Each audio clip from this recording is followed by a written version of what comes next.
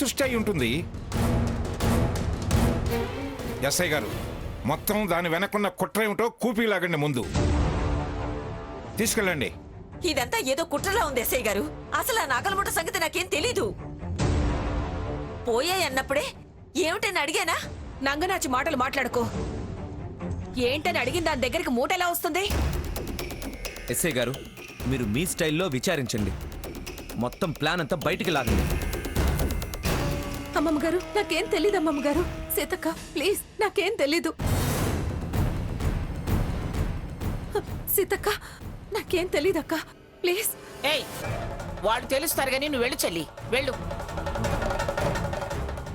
పదండి. వెళ్ళు. వస్తారా వాళ్ళు చెప్పినట్టు చేయమంటారా? వెళ్ళు. రండి.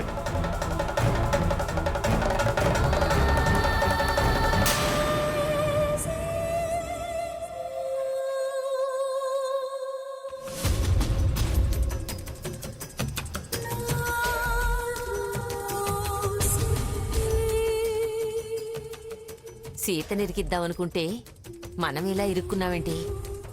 సీత గదిలో పెట్టిన నగలు మీ గదిలోకి ఎలా వచ్చాయి? మనం సీతకి ఎదురుపడ్డాం కదా, దానికి అనుమానం వచ్చి నగల మూట నా గదికి మార్చిందేమో. నగల మూట మార్చిందే అనుకుందాం, కానీ అందులోకి నేను నగలు వేసుకున్న ఫోటోలు ఎలా వచ్చాయి? అసలు నేను నగలు వేసుకున్నప్పుడు ఫోటోస్ ఎవరు తీసినట్లేదే. ఫోటోగ్రాఫరా స్మైల్ అని తీయడానికి? ఆ స్వర్ణ దెయ్యం తీసిందేమో. దెయ్యాలు ఫోటోస్ తీస్తాయా? ప్రింట్ కూడా వేస్తాయి. లేందే ఫోటోలు మూటలోకి ఎలా వస్తాయి? అది బతికున్నప్పుడే దయ్యం వేషాలు వేసేది. ఇప్పుడు కొరివి దయ్యం వేషాలు వేస్తుంది. దెయ్యాలు అంత షార్ప్గా ఉంటాయా? ఏమో, దయ్యాల గురించి నాకంత బాగా తెలీదు. ఆ దెయ్యం నన్ను ఏడిపిస్తుందంటే నువ్వు నమ్మలేదుగా? నిజమే, కాని ఇప్పుడు నమ్మక తప్పటం లేదు. నిజంగా దెయ్యం అయ్యే ఉంటుందా? మరి కానిదే ఇదంతా ఎలా జరుగుతుంది? చస్తే పీడ వదులుతుందనుకున్నా, కానీ దెయ్యమై మనల్ని ఇలా పట్టి పీడిస్తుందనుకోలేదు. ఇంత బతుకు బతికి ఇలా జైల్లో పడాల్సొచ్చింది. నాకెందుకో నమ్మబుద్ధి కావటం లేదు. ఇదంతా ఆ సీత చేస్తుందేమోనని అనుమానంగా ఉంది. సీత అంటే స్వర్ణ దెయ్యం కాలేదనా, లేక నేను చెప్పింది అబద్ధమనా? సీత మనకు తెలియకుండా ఇంత చేయలేదు. చేస్తుందో లేదో తర్వాత. ముందు మనం ఈ జైలు నుంచి బయటపడడం ఎలాగో ఆలోచించు. ఎవరికైనా మీరే ఫోన్ చేసి విడిపించమని చెప్పండి. అలా చేస్తే పరువు ప్రతిష్టలు గంగపాలవుతాయి. పరువు కోసం ఇలాగే కూర్చుంటే మనమే గంగలో కలవాల్సి వస్తుంది. కేసు విచారణకొచ్చి నేరం రుజువైతే జైలు శిక్షే. సాక్ష్యాలు బలంగా ఉన్నాయి. అమ్మా, అలాంటి వాళ్ళది నిజమైన ప్రేమ కాదు, అది వ్యామోహం. ఎగ్జాక్ట్లీ చిన్నత్త, నిజంగా ప్రేమించుకున్న వాళ్ళు అలా చేయరు.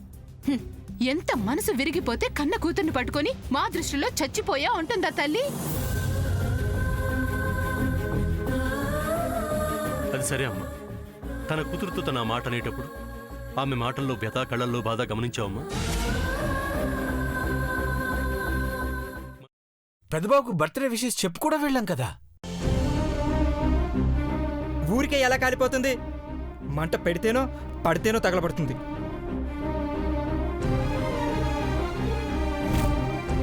కరెక్ట్ చిన్నబాబు, నీకొచ్చినట్టే నాకు డౌట్ వచ్చింది. పార్వతే షర్టును తగలబెట్టిందనుకుంటా.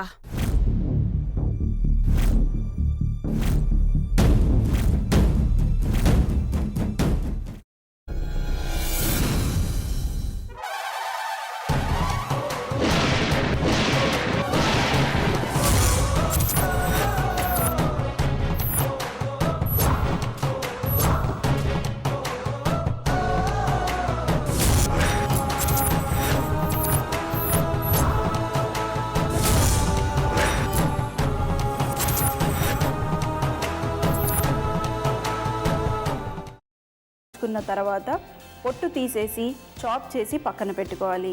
ఒక ప్యాన్లో కొద్దిగా నూనె వేడి చేసి అందులో ఆవాలు, మినప్పప్పు, శనగపప్పు, కరివేపాకు, సన్నగా తరిగి పెట్టుకున్న ఉల్లిపాయలు వేసుకుని 1 నిమిషం పాటు వేయించుకోవాలి. ఆ తర్వాత కాల్చి కట్ చేసి పెట్టుకున్న వంకాయని కూడా అందులో వేసుకుని బాగా మిక్స్ చేసి బౌల్లోకి ట్రాన్స్ఫర్ చేసుకుని అందులో తగినంత చిక్కటి పెరుగు లేదా పల్చటి పెరుగు వేసుకుని మిక్స్ చేసి అన్నంతో కానివ్వండి, చపాతీతో కానివ్వండి సర్వ్ చేసినా చాలా బాగుంటుంది.